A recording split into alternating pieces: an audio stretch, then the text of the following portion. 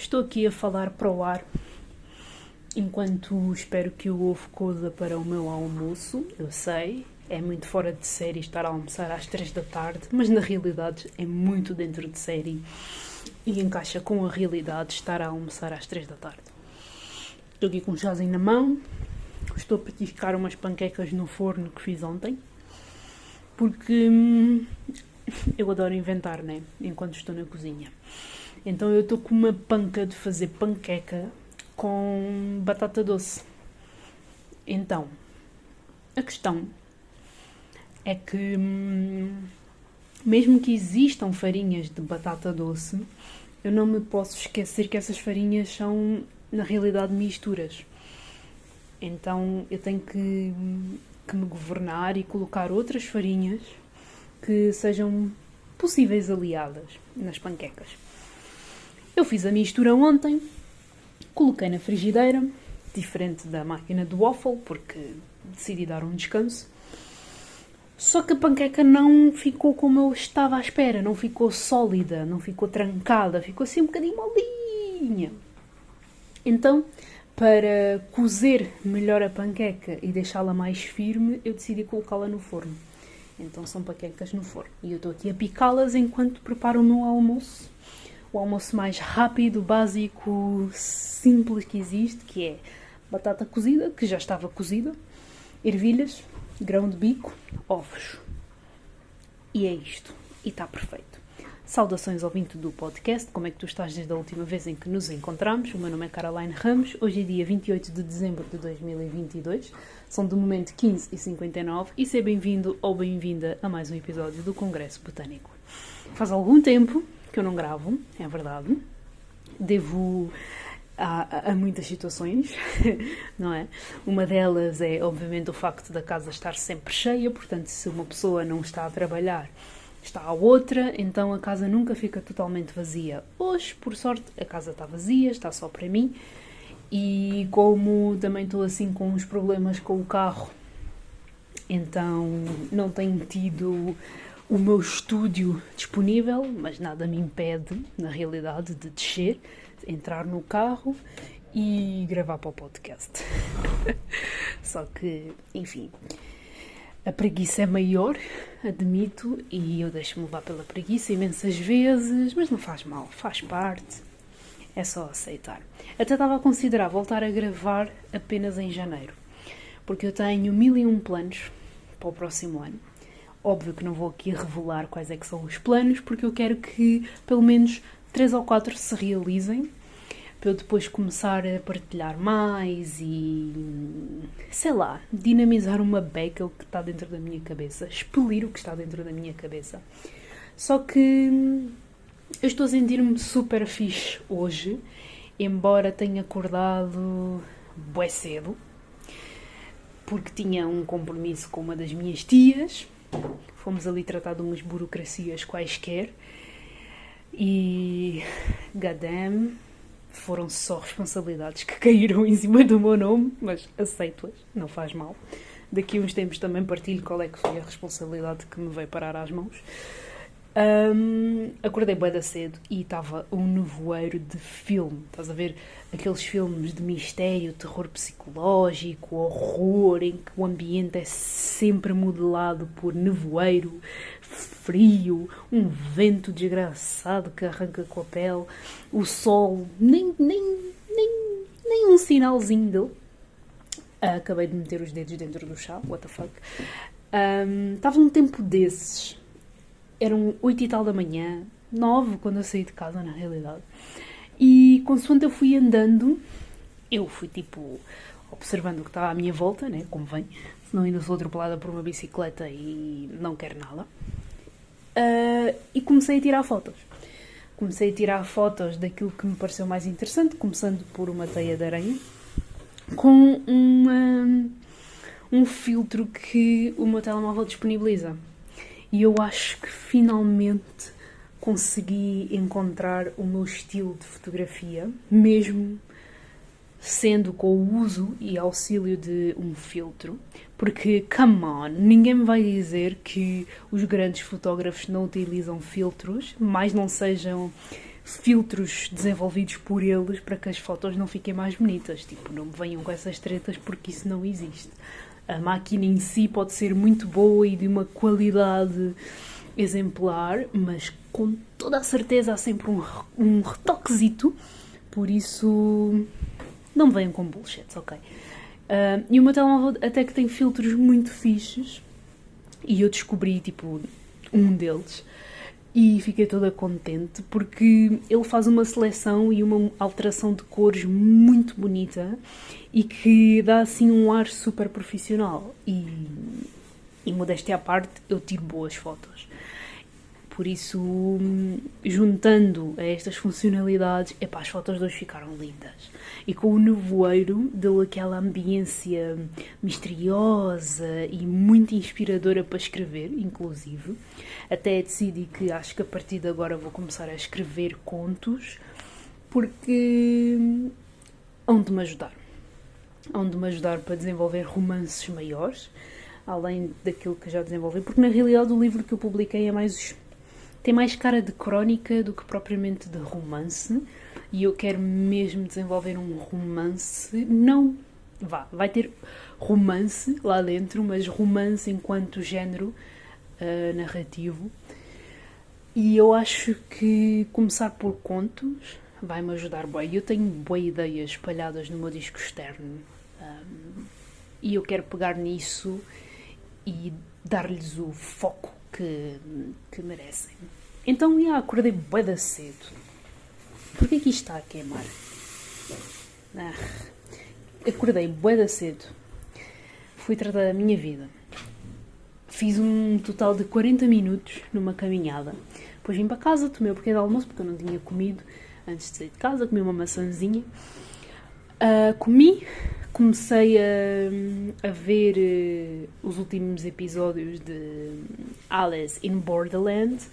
Para quem não sabe, é uma adaptação, penso eu, de uma série de mangás.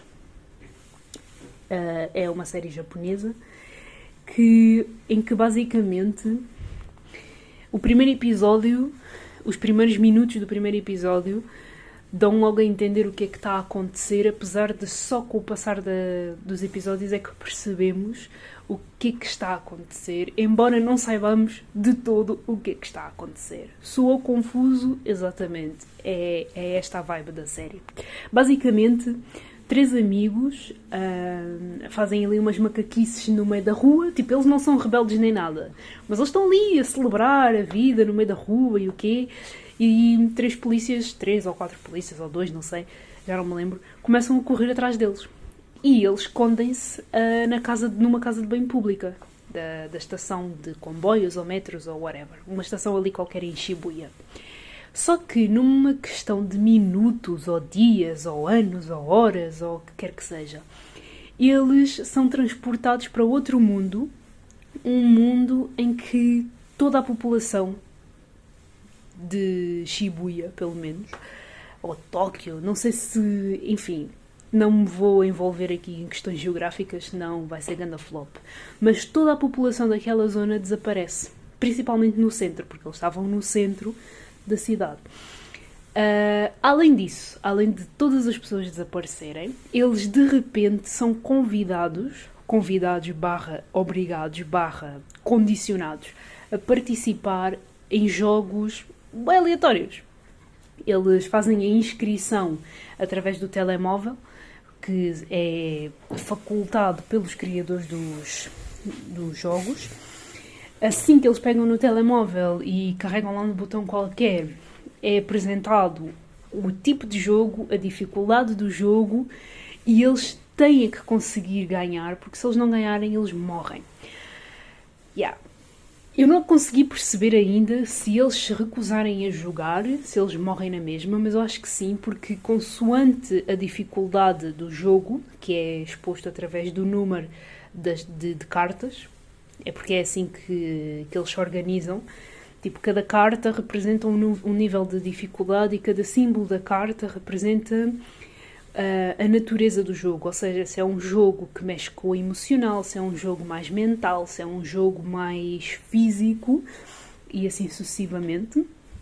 Então, se eles não participarem, eles provavelmente acabam por morrer porque esse número que aparece na carta, vamos supor que aparece um 3 de copas. Copas, eles depois explicam o que é, mas o número 3 representa o número de dias que eles ganham no visto de vida, não é? No visto de sobrevivência, basicamente. Eu acho que isto está a queimar porque eu utilizei a água do grão de bico, então é o grão de bico que está a queimar nas bordas da panela. É bom que eu consiga tirar isto com a palha, senão a minha mãe vai questionar, bué, porque que raio é que eu queimei a panela. Então, eles participam do primeiro jogo, do segundo, terceiro, quarto, quinto, enfim. Cada episódio, basicamente, representa um jogo diferente e depois eles vão se cruzando com outras personagens que também estão envolvidas nos jogos e é uma confusão tremenda porque ninguém sabe como é que aquilo começou, de onde é que aquilo veio, para onde é que aquilo vai. E a segunda temporada está muito mais interessante que a primeira porque está muito mais hardcore, muito mais intensa. O mistério continua, que é quem é que criou esta merda, porque quando parece que eles estão bem perto de perceber o que é aquilo, eles ficam ainda mais abatanados, porque pevas, nada, nenhuma resposta. E eu acho que neste último episódio da segunda temporada eles são capazes de explicar.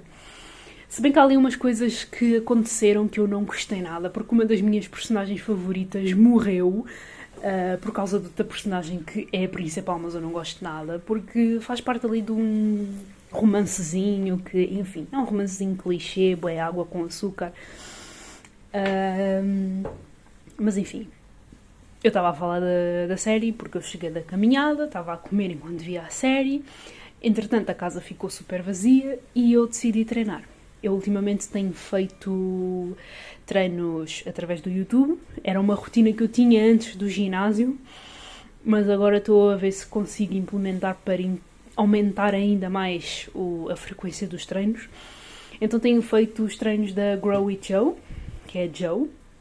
São treinos, parecem treinos bem simples, mas não são. Mesmo 15 minutos de treino são bué hardcore. Hardcore, pelo menos para as pessoas que não estão habituadas a treinar. Eu que estou habituada a treinar coisas bem intensas, às vezes dou por mim a querer mais e mais e mais, mas eu tenho preferido treinar 30, 40 minutos por dia, todos os dias, do que treinar, sei lá, 2 horas por semana, dividido por 2 ou 3 dividido por 2 ou 3 dias. Então, e decidi experimentar fazer pilates. Primeira vez que eu fiz pilates. E eu estava aqui a falar comigo mesma sobre a prática de pilates e o quão bom e benéfico é que praticar pilates até pode vir a ser. Quando me lembrei, não posso estar a falar para o podcast ao mesmo tempo que estou aqui a pensar nestas coisinhas, não é? Escusou de estar a falar sozinha e a desperdiçar a conversa. Pilates. Eu nunca tinha feito pilates. Foi a primeira vez que eu fiz pilates. Eu já tinha experimentado fazer yoga umas quantas vezes. Aliás, um dos meus objetivos para 2022 era fazer mais yoga, mas não aconteceu. Aconteceram os treinos, mas não aconteceu o yoga. E decidi fazer pilates. E foram 20 minutos para começar. Tanto que depois no fim a rapariga disse assim: espero que tenham gostado deste treino soft, não, deste gentle workout. E eu fiquei, o quê? Isto foi gentle? Meu Deus, isto foi gentle? O que é um workout de 30 minutos, 40, hardcore? Nem quero imaginar.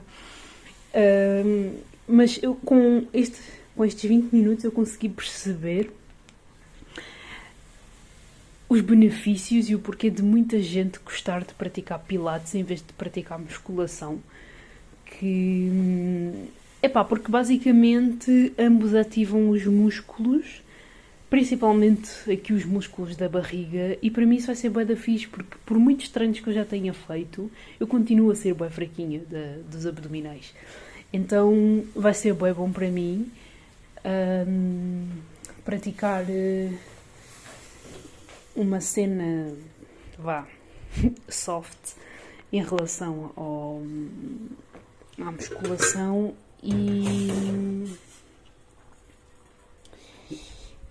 e tonificar o corpicho. porque é um dos meus objetivos de vida. Eu sei que as pessoas estão todas com aquele discurso de temos de gostar dos nossos corpos e não sei o quê, não sei o quê. Só que,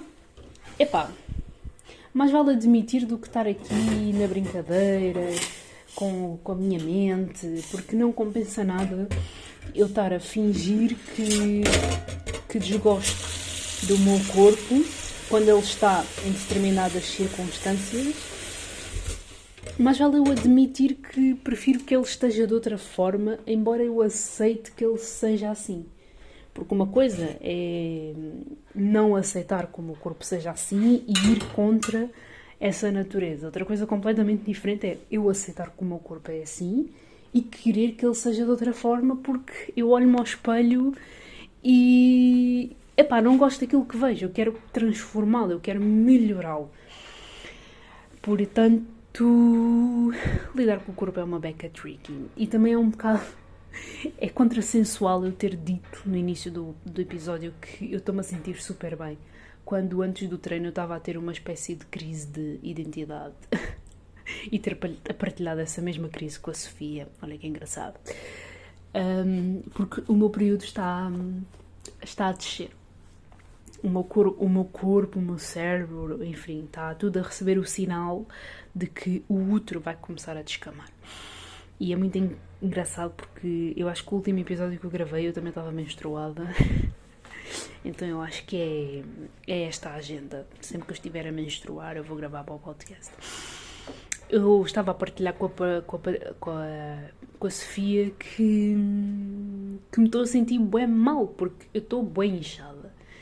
E o inchaço automaticamente torna-se visual, não é?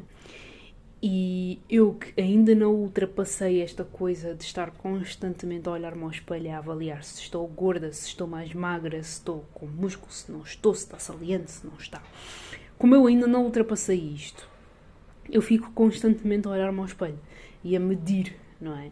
Só que é um bocado perigoso porque eu convivo comigo mesma todos os dias. Portanto, eu não tenho noção das mudanças que o meu corpo sofreu ao longo dos últimos meses. As pessoas que estão de fora, principalmente as que não me veem há bué de tempo, conseguem perceber isso e conseguem apontar e dizer estás bem diferente, emagreceste bem, não sei o quê, blá blá blá. E muitas vezes eu recuso esses comentários, não por não serem bons comentários, mas porque eu não consigo associar os comentários ao meu corpo. Então é a tal famosa como é que é? Disformia? Disformia? É disformia. Disformia, disfunção, disformação. Agora tenho que tirar a dúvida aqui com o Google. Mr. Google. Estou tão confusa.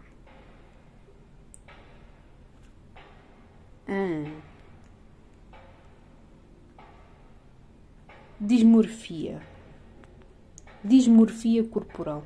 Exatamente.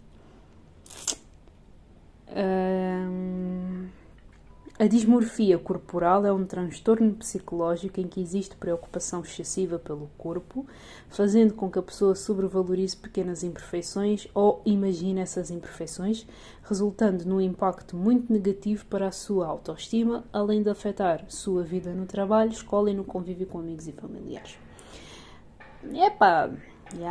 Identifico-me uma beca.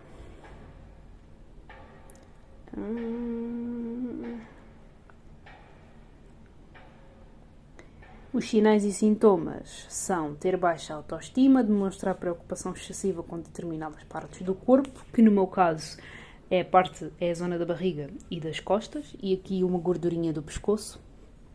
Estar sempre se olhando no espelho ou evitar completamente o espelho. Check. Dificuldade para se concentrar em outras coisas no dia-a-dia e evitar a vida social.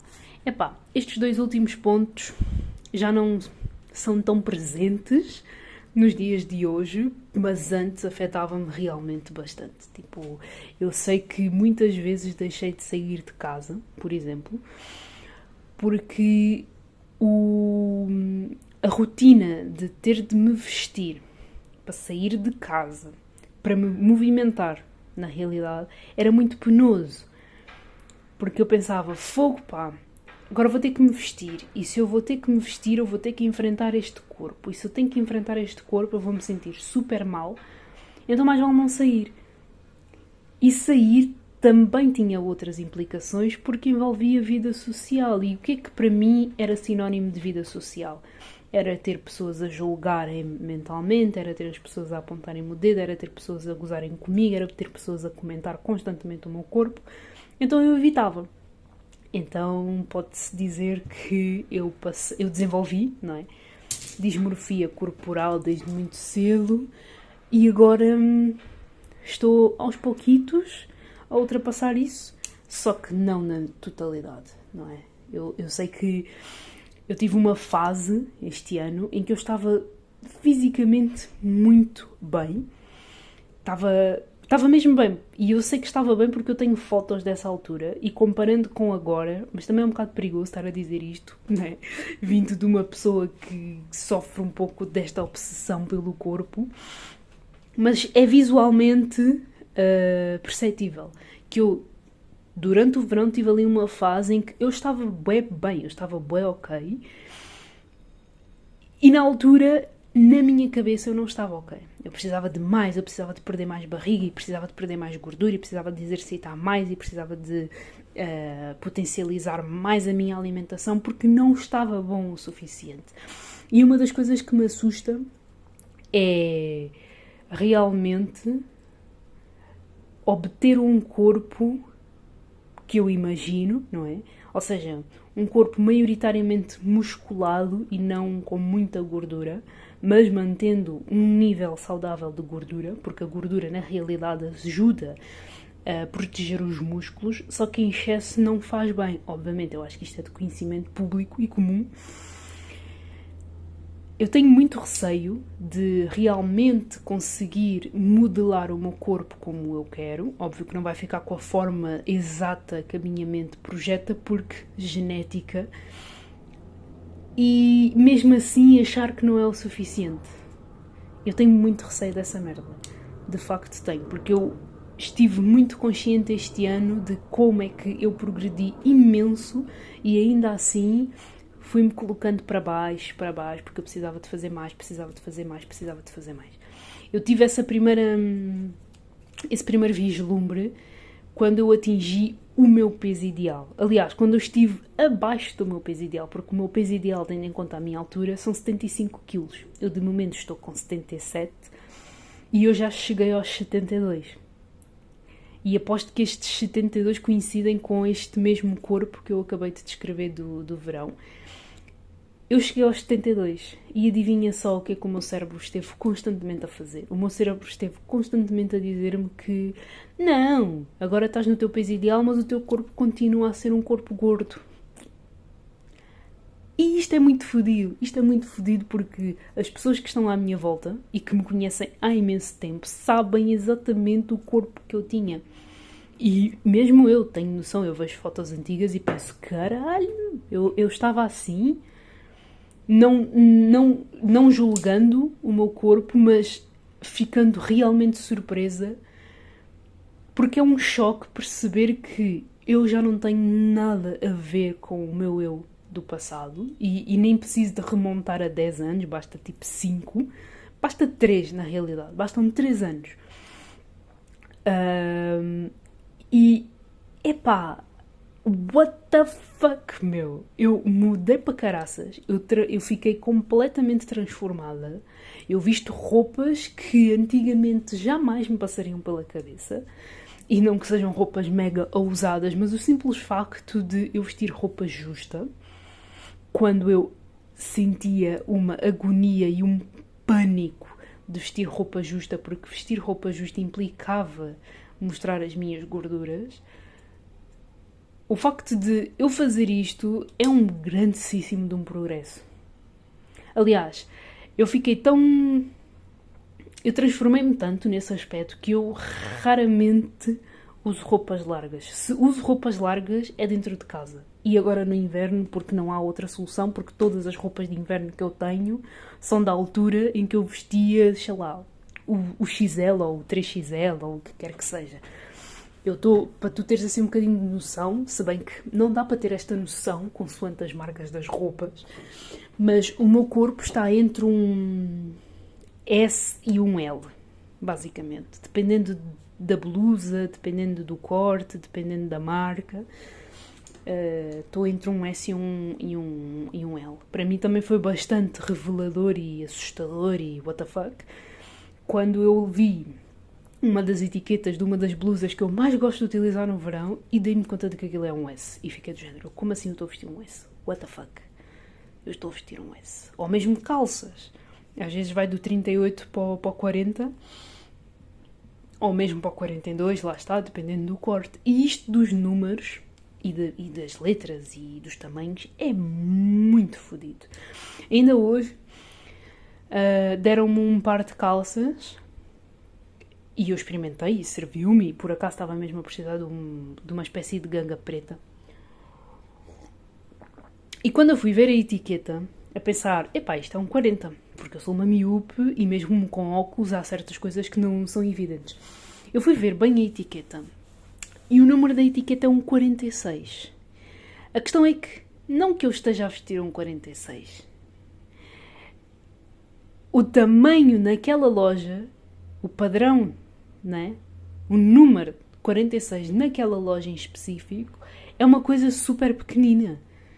Porque eu comparei uma calça 40 que eu tenho com o mesmo tamanho da cintura, um corte muito semelhante, e o tamanho daquela calça é um 40, que equivale a um L, vá. Então como é que eles podem... nem é como é que eles podem. Como é que eles ousam fazer esta brincadeira com o cérebro das pessoas? Como é que é possível nós sermos saudáveis e aceitarmos na totalidade e abraçarmos o nosso corpo se nós temos lojas com calças, blusas, o que seja, com tamanhos super normais, mas com números exorbitantes, números que disparam e que nos fazem pensar que nós estamos muito gordos e que estamos grandes e que precisamos de perder peso e que precisamos de emagrecer porque, meu Deus, eu estou a vestir um 46, que na realidade equivale a um 40 à loja do lado, que se calhar, às tantas, equivale a um 34 ou a um 52. Bruh, isto está super errado. Não admira nada que eu ainda não tenha feito uma compra intensiva de roupa para atualizar o meu guarda-roupa. Porque desde que eu entrei nesta jornada de... Aliás, eu nem entrei nesta jornada de perder peso propositadamente. Eu acho que eu já falei disto aqui. Eu, quando comecei a treinar mais e com mais consciência e com mais regularidade, foi na realidade por causa das minhas dores no ombro, joelho e lombar. Por consequência, né? Porque isto é pura lógica, mas que muita gente não entende. Quando nós gastamos mais energia do que aquela que consumimos, por consequência o nosso corpo gasta energia. E essa energia, por norma, é a nossa fonte de gordura corporal. Só que muitas pessoas não percebem isto e acham logo que a pessoa está a fazer dieta e está a fazer exercício porque quer emagrecer. Não, caralho, eu faço exercício físico para não sentir dores por causa de uma lesão que eu fiz no secundário. Ponto. Mas eu quando entrei nesta jornada de ser mais consistente com o exercício físico, eu não fazia ideia de que fosse perder tanto peso e modelar tão bem o meu corpo, mas desde então que eu não fiz uma compra de roupa, porque eu tenho medo de comprar roupa. Eu ainda não ultrapassei este medo. Eu tenho medo de comprar roupa porque ainda não... Quer dizer, se calhar já tenho mais esta consciência, né? A partir do momento em que eu vejo uma calça com um corte e um tamanho que eu associo logo ao meu corpo, sem pensar, isto é um 48, eu acho que já estou ligeiramente melhor, não é? Mas ainda assim dá-me um certo pânico de pegar certas roupas e vesti-las, ou sequer imaginar-me a vesti-las, porque eu ainda tenho este receio de não parecer bem nas roupas. Principalmente aquelas roupas mais femininas, não é? Não sei, porque eu também ainda não consigo fazer a associação dos tamanhos. Porque eu olho para um L e penso, obviamente que o L vai-me servir, só que o L fica-me largo. Não é à toa que é large, não é? Depois tenho que passar para o M. E há certas roupas que, mesmo assim, sendo um M, fica-me super largo. E eu penso para mim, como assim o M, o médio? Hã? Como assim o médio? Está-me largo. O que é que se está a passar? Depois visto um S e encaixa. E eu, what? Como assim eu estou a vestir um S? Quem sou eu? Então, eu acho que para conseguir ultrapassar esta paranoia, eu tenho que ir ao shopping. Mas eu também não tenho paciência nenhuma para ir ao shopping.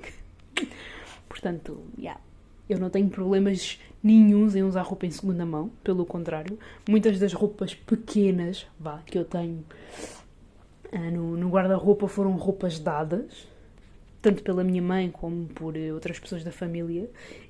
E tu sabes a poupança de dinheiro que está aqui envolvida nesta história. É muito dinheiro poupado. Então, para que estar a gastar mais dinheiro em roupa? Essa também é uma das razões pelas quais eu ainda não fui ao shopping para atualizar o guarda-roupa. Porque não tenho o hábito, não tenho a paciência e tenho roupa em segunda mão. Portanto, eu acho que é o triângulo perfeito para não ir ao shopping, para poupar dinheiro e para gastar em comida. Porque é a única coisa com a qual eu gasto dinheiro, é em comida. E livros, dependendo, porque eu sou daquelas pessoas que, enfim, faz umas certas cenas ilícitas quanto a conteúdo. Mas é assim, eu também apoio os autores e os artistas, não é? Tipo, eu compro livros nas livrarias, mando vir, obviamente. Mas às vezes, não é? Entro ali naquela esquina mais sombria e faço o que tenho para fazer e continuo a ler e a tornar-me numa pessoa culta. Tenho que educar a minha... Eu não quero dizer aqui a palavra, mas piracenas? É isto. Mas, dismorfia corporal. Este assunto é muito fodido.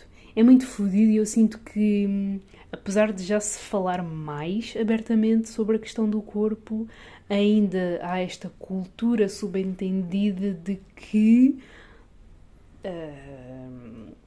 para aceitarmos o corpo temos de fazer certas cenas. O que eu não discordo na totalidade com isto. Porque eu acho que existem vários tipos de aceitação, vários graus de aceitação. Pelo menos o que me ajuda a aceitar mais o meu corpo diariamente é o facto de eu fazer exercício e perceber que, o corpo funciona, o corpo faz estas coisas, então o meu corpo é bué da awesome por conseguir fazer estas coisas. E não é só a questão física, é também a questão mental, porque isso, se a mentalidade não estiver trabalhada, esquece. Não funciona, de todo. Então, é este trabalho em conjunto, é desenvolver-me mentalmente e desenvolver-me fisicamente, é encontrar aquele equilíbrio. E eu acho que a aceitação também não é uma coisa automática e de uma só utilização. A aceitação é uma prática diária. Olha que profundo, hein?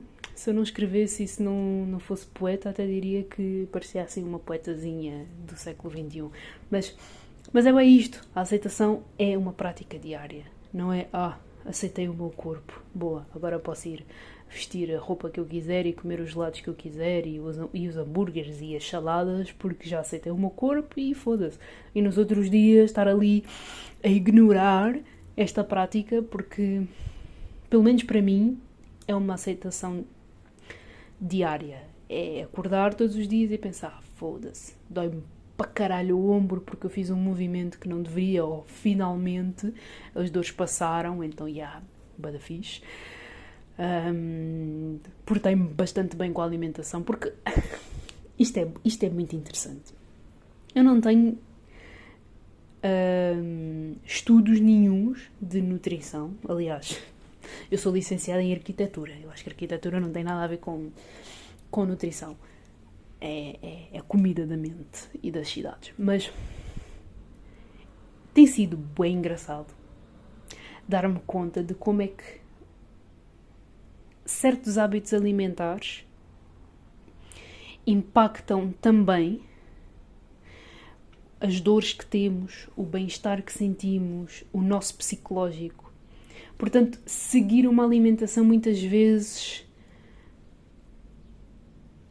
é uma prevenção de doenças, não é? É para manter a saúde. Literalmente, é para construir a saúde. Claro que, no meu caso, a alimentação também tem muito a ver com a maneira como eu me vejo. Não é? Tem muito a ver com o meu psicológico, tem muito a ver com o meu histórico, com o meu problema com a comida. Porque eu tenho um problema com a comida. O meu problema com a comida é que eu gosto demasiado de comer e, embora já tenha mudado, sei lá, 80% dos meus hábitos alimentares, eu sempre comi vegetais, eu sempre comi frutas, mas agora sou amante disso. Eu não consigo, e isto é real, isto não tem, eu acho que isto não tem nada a ver com, se calhar até tem a ver com a minha paranoia com o corpo, mas eu não consigo não comer vegetais. Eu adoro vegetais. Eu agora estou com uma pira das ervilhas do Lidl. Porque as ervilhas do Lidl são boas para caralho. As do Pingo Doce não são assim tão boas. As do Continente nunca provei. Ou já provei e não me lembro. De tão relevante que foi. Mas as ervilhas do Lidl, minha nossa. Vê-se que elas são congeladas frescas. Porque quando as cozemos, elas ficam super verdinhas. E ficam com aquela textura perfeita. É aquela textura mole de que está cozida, mas ao mesmo tempo crunchy, porque é uma ervilha. Epá, não sei. Eu não consigo não comer vegetais. Eu, se não como vegetais ao almoço, eu tenho que comer vegetais ao jantar. E se eu não como vegetais inteiros, eu tenho de comer sopa. Epá, não sei, eu adoro. Porque também ajuda a ir à casa de banho, né? Tanto os vegetais como as frutas. Eu adoro fruta. Principalmente manga, papaya, diospiro nesta altura do ano. Meu Deus. Eu adoro comer, é isto. Eu adoro comer. E tenho descoberto, com certos sintomas do meu corpo, e algumas pesquisas ainda não fui ao médico confirmar, mas eu ando a desconfiar que sou intolerante ao glúten. O que não é mau. A única coisa má é o preço das outras farinhas em relação à farinha de trigo. Mas eu tenho desconfiado. É mais uma desconfiança do que uma descoberta. Mas também acaba por ser uma descoberta, porque o nosso corpo é um fucking laboratório. E eu acho que o que distingue as pessoas que sabem tomar decisões das outras que ainda estão a aprender, das outras que não querem saber de nada disso, de tomar decisões certas para o corpo e para a saúde, eu acho que o que distingue estas pessoas é a consciência que nós temos em relação aos efeitos que certas coisas têm no nosso corpo. É saber distinguir, ok, eu como esta torrada, mesmo que seja integral, eu como esta torrada integral, eu como esta torrada branca, eu como esta bolacha, eu como isto, eu como aquilo, e eu sinto os sintomas, a reação do meu corpo. Não é? Então é automático, tipo, não dá para escapar. Eu como uma torrada, eu como um biscoito e eu fico com gases, e eu fico com diarreia, e eu fico com coceira, e não é nada bom. Eu, no outro dia, estamos na época das festas, né? Mas a minha mãe fez pudim. E no pudim, embora ela tenha usado leite sem lactose, coisa que eu não bebo, porque eu bebo leite de soja, ou leite de amêndoa, leite de amêndoa não, porque eu também não gosto, mas leite de nozes, avelã, enfim, ela meteu leite condensado. E leite condensado leva leite, né? Lactose. E o que é que aconteceu? No momento em que eu acabei a última colher de pudim, passado uns minutos, eu senti a zona baixa da minha barriga a inchar, que nem um balão. E eu pensei para mim, porra pá, eu não posso comer lactose. Eu também já partilhei aqui uma vez que houve um dia em que eu percebi finalmente porque é que comer um quadradinho de chocolate de avelã me fazia sentir mal. Porque eu fui ver o rótulo e tinha lactose. E desde que eu deixei de comer chocolates de leite e mergulhei na totalidade no chocolate culinária, que não tem lactose, e descobri também um chocolate vegan do Lidl. O Lidl deveria patrocinar a minha existência, porque é o supermercado mais perto que eu tenho de casa também, portanto, não tenho outra opção. Desde que eu descobri este chocolate vegan do Lidl, que eu nunca mais tive problemas. Nunca mais me senti indisposta a comer o chocolate. E embora tenha açúcar, porque açúcar na dose correta também faz bem ao nosso corpo. Porque se não comermos açúcar ficamos com a glicemia bada baixa e vamos para o hospital e não convém nada. Já me aconteceu. Por isso é que eu estou a falar. Mas basta-me comer assim um bombom e pronto. Começo a ter dores de barriga e fico com diarreia e é uma desgraça completa. No outro dia, inclusive, porque agora o meu algoritmo do Instagram nos últimos dias tem sido musculação, treinos em casa, receitas, todo o tipo de receitas e memes. Este é o meu algoritmo do Instagram. E nos últimos tempos eu tenho visto receitas mesmo muito deliciosas, mesmo apetitosas. E tive uma ideia, baseado numas quantas que eu vi nos vídeos do Instagram, que foi derreter chocolate em barra, tipo chocolate culinário, mais um cacau que eu tenho aqui, que trouxeram de São Tomé. Meti sementes de girassol nesse chocolate derretido. Depois espalhei em cima de papel vegetal dentro de uma caixa e pus no frigorífico de um dia para o outro. E fica tão bom, porque continua a ser chocolate culinário, sem lactose, para a minha barriga. Tem aquele crunchy das sementes de girassol e fica tão bom. Eu quero experimentar fazer isso com avelã e nozes. Epá, deve ficar delicioso. Mas, a minha desconfiança da intolerância ao glúten também tem sido muito fixe para desenvolver receitas doces. Eu faço bem waffles e provavelmente as pessoas que me seguem no Insta devem pensar que eu comendo waffles todos os dias já devo estar uma bola. Pelo contrário. Eu como waffles, se for preciso, todos os dias. E não me fazem mal. Não me fazem mal porque eu utilizo ingredientes que não me fazem mal. E isso é muito importante. Essa descoberta da comida, essa exploração na comida é linda. É muito bonita, tendo em conta a minha relação passada e um bocado presente com ela. Porque antes, comer, por muito que eu sempre tenha gostado de comer, antigamente comer era sinónimo de porra pá, eu vou engordar. E hoje em dia é género, uau, o que é que eu posso fazer de melhor para promover saúde, continuar a comer com gosto e comer, simplesmente comer. Não é? O que é que eu posso fazer agora para comer, para ganhar músculo, para sentir-me bem, para intensificar a minha saúde, ao contrário da mentalidade que eu tinha, que era do género, eu vou comer, então eu vou engordar. E se eu vou engordar é isto e aquilo e aquilo outro e acolá, e isso não é bom, isso não é nada bom. O mesmo acontece com o exercício físico. Eu antes praticava exercício físico e nos últimos dias eu tenho estado nesse estado de espírito que é, eu tenho de praticar exercício físico para eu não engordar.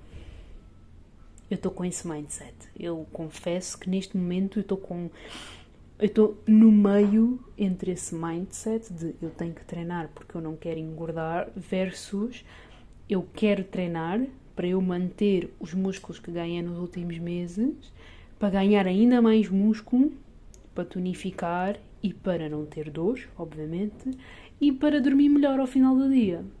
E, que engraçado, tem resultado, né? Porque o meu sono tem melhorado. E sabe tão bem fazer caminhadas, meu. Foda-se. Aquelas caminhadas matinais, com aquele solinho de inverno, perto da praia. É muito bom. Portanto, a aceitação é uma prática diária. E tem altos e baixos, como podes perceber, com estas minhas partilhas, porque não é linear, não é do género, uma prática diária, check. Então não vou ter baixos. Não. Claro que vamos ter baixos. Principalmente as mulheres que têm esta fase menstrual, em que parece que tudo o que conquistamos nos outros dias vai por ladeira, vai por água abaixo, quando na realidade é só o corpo a ajustar-se para jorrar sangue, para depois ficar tudo bem e termos de esperar mais uns 3 ou 4 dias antes da ovulação e o ciclo retomar. É a natureza, é isto. Enfim, eu vou preparar o meu almoço, porque eu quero acabar a série de que falei no início do episódio. Se não te lembras, Alice in Borderland. Eu estou com uma pestana que me entrou no olho ontem ou anteontem, que ainda não saiu, e está-me a fazer boa impressão no olho e está-me a irritar. Não sei se alguma vez te aconteceu entrar-te uma cena no olho e teres vontade de utilizar um fucking garfo para tirar o desconforto, mas eu não vou fazer isso, só tenho que esperar, é isto. Enfim, vou preparar o meu almoço, continuar a ver a série, ver vídeos no YouTube, publicar este episódio e beber mais chá. Espero que tenhas gostado deste episódio. Qualquer dúvida, relato, partilha, questão, podes fazê-lo através do meu Instagram, que eu vou deixar aqui em baixo. Convido-te também a convidares. Sim, também podes convidar os teus amigos e parceiros e tudo mais para consumirem o meu conteúdo, mas convido-te a visitares o meu blog, que tem uma cara nova e está tão fofinho, porque eu consegui, também não é uma coisa do outro mundo, mas eu finalmente desenvolvi uma página principal com os tópicos essenciais e que eu abordo no blog e na minha vida digital. Consegui condensar tudo isso numa página só. E já estava para fazer isto, sabes há quanto tempo? Há 2 ou 3 de 6 ou 7. Não, eu estou na blogosfera há 7 anos. Yeah. Em 3 anos de 7 eu estive para fazer esta página. E finalmente fiz a página e está um amor. E a Sofia percebeu logo de onde é que eu retirei as cores do tema do blog. Tirei do meu cabelo. Uma ode às ferramentas digitais e que nos permitem fazer uma captura das cores específicas que queremos utilizar. E mais. E ouvir os outros episódios. Não sei quando é que eu vou voltar a gravar. Pode ser na próxima menstruação, como pode ser na próxima semana. Mas desejo-te um feliz ano novo. E que tenhas...